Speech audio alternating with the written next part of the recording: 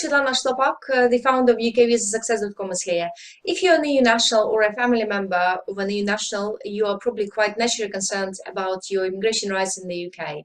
And that is precisely why I've created this frequently asked questions show. Well, I'll be answering various frequently asked questions regarding new nationals and their family members' immigration rights to reside in the UK. So here's the next question.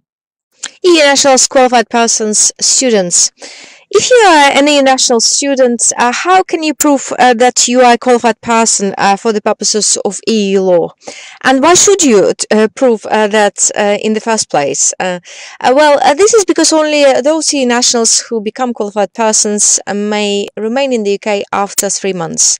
This rule applies to EU nationals' family members as well. Students are only allowed to bring over their spouses and their dependent children to the UK. An EU national exercising their free movement rights in the UK as a student must pass a threefold test.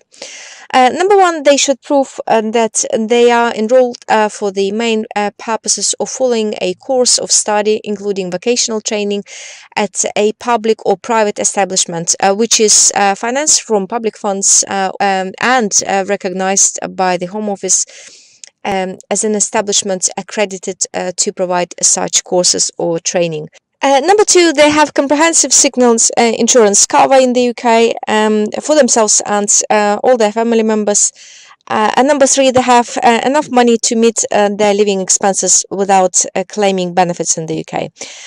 Now, let me show you how this is calculated by the Home Office. The first step is they check the EU nationals' sources of income.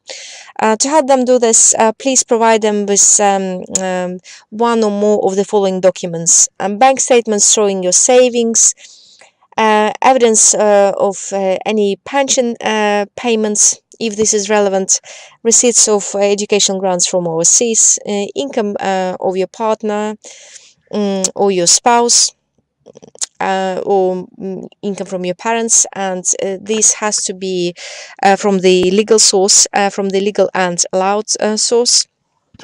And this list is not exhaustive, so it can be any evidence confirming your income in the UK. And then the next step in assessing the financial credibility is assessing your family's essential outgoings.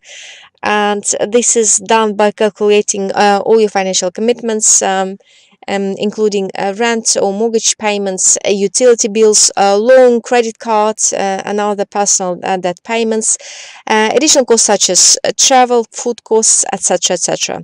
And the last step is they deduct your essential outgoings from your income, and you have passed the test if you have a surplus amount after this is done, and then you are likely to be recognized as a qualified person for the purposes of EU law.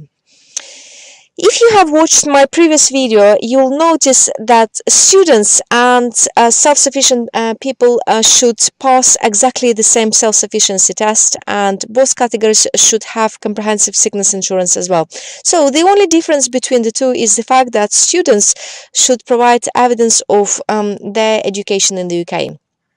Remember, at the beginning of this video, I've mentioned that students can only bring over their spouses and dependent children to the UK.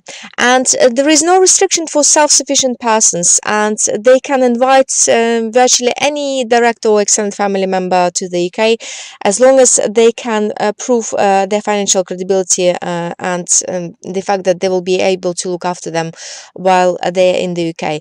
This is something you should bear in mind when deciding if you should apply to confirm your qualified person status as a student or a self-sufficient person. And the last point to mention here is the fact that students are allowed to assure the Home Office that they have sufficient resources not to become a burden on the social assistance system by making a declaration. When students choose to make such a declaration, they must confirm that they meet the requirements relating to having sufficient resources. Remember, however, that if your declaration is not clear or not detailed enough, either further information will be requested or the application will be refused altogether. And if you do provide the decision maker with enough evidence, your application is likely to be successful and you are likely to be recognized as a qualified person for the purposes of EU law.